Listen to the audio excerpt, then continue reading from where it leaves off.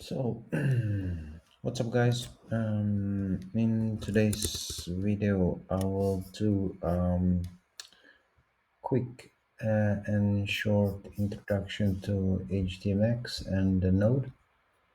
Uh, this is going to be a really fast one and a quick one, where I will just present how you can start utilizing the HTMX together with Node.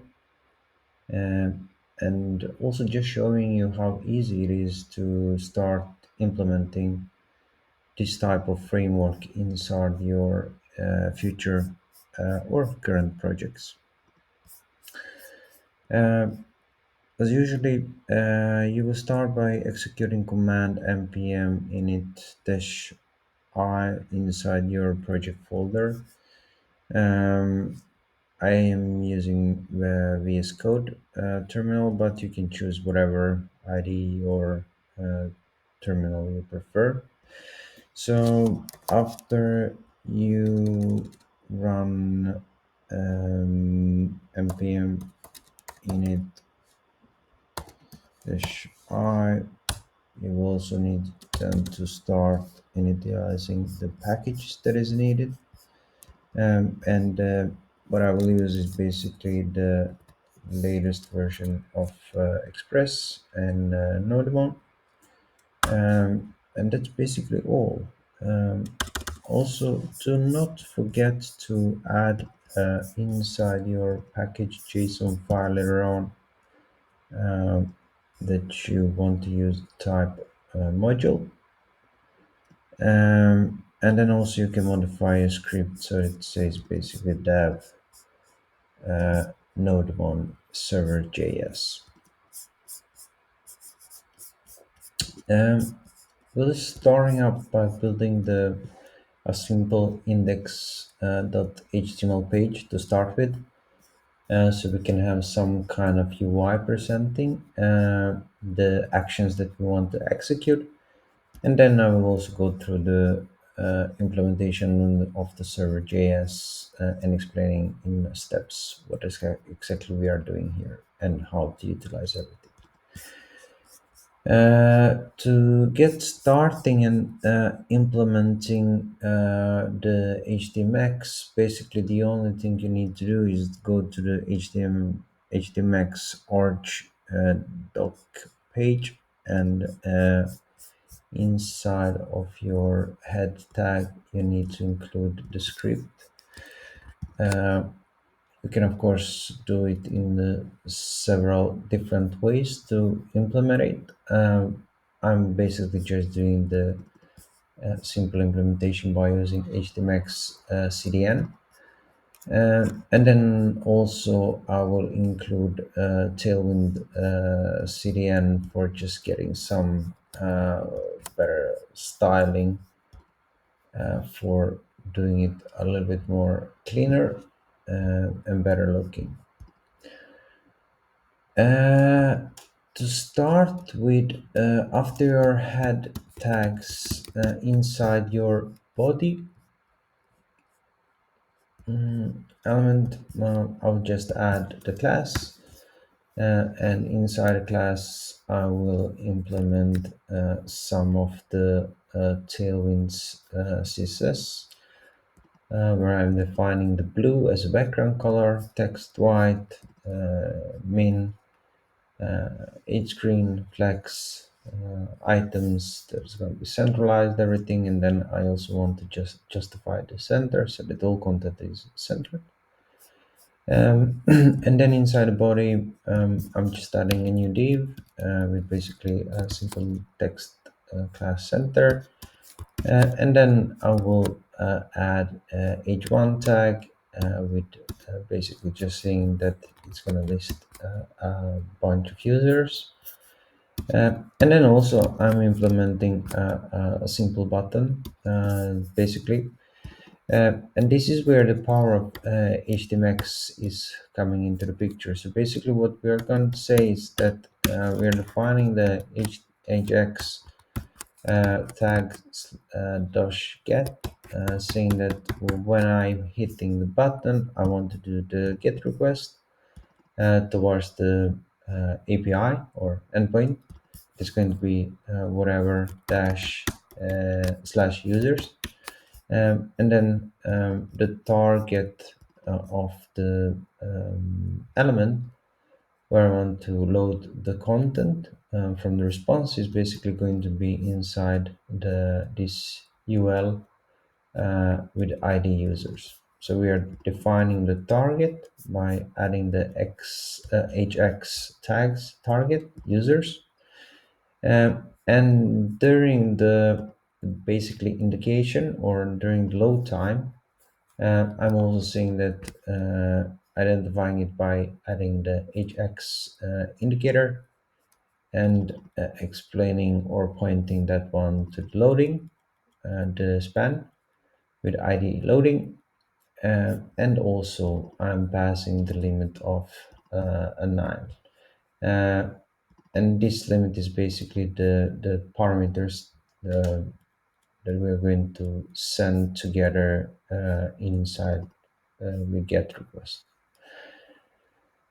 And then I'm just specifying the button by saying it's going to be blue color and white text, and then also some rounding on the edges and so on. And button is going to have the text of the fetch users that is basically then going to execute the get request towards the server.js file that I will also go through quickly.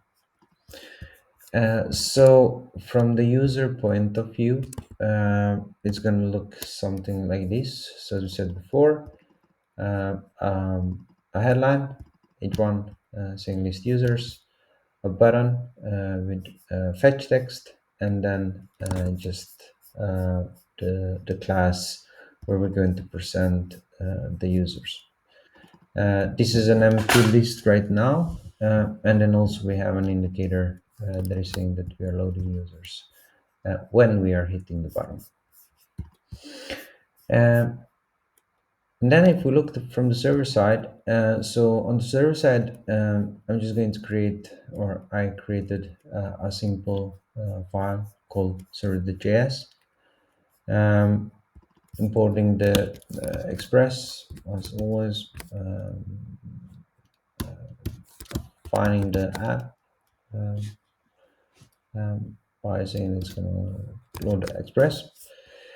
Also setting the static folder, so basically saying that the public folder index file inside the public folder is going to be our static folder. It's also for enabling us then to render the HTML text in the browser. And then also saying that we're going to encode URL encode bodies to the HTML forms, and also parsing the JSON body as sent by API client. And this is basically where we're going to define or specify the whole functionality that is going to happen when we are doing this a get request towards slash users. This is going to be an async function with passing the request and response. And then we are saying that the limit, so basically the amount of records that we want to present, is going to be passed inside the request body, and if that is not defined, then we're going to load a 10 items instead.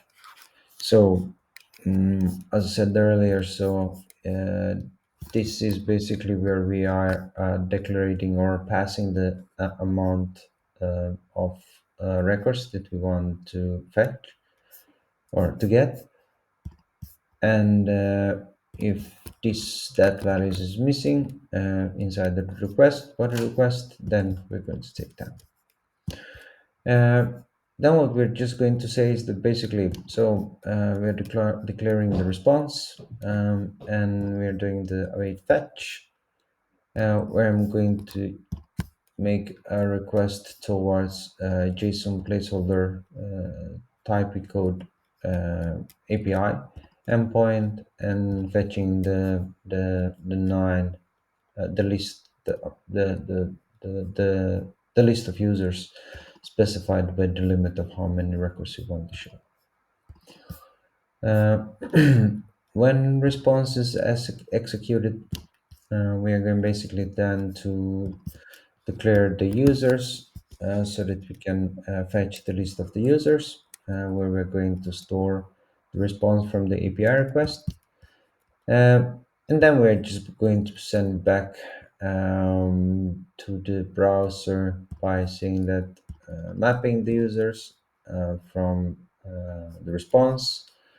And then basically we want to pass the list of users where we are just generating the random HTML text or the specific simple HTML code, and then also passing the username that we're getting back from the response.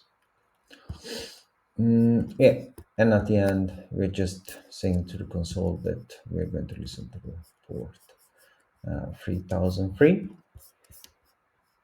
So then if we start our server now, so basically now we have started a server. So service is running on our local environment.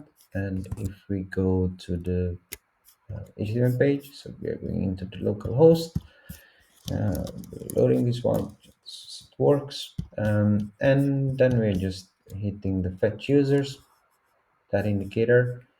And this is the response that we're getting back from API.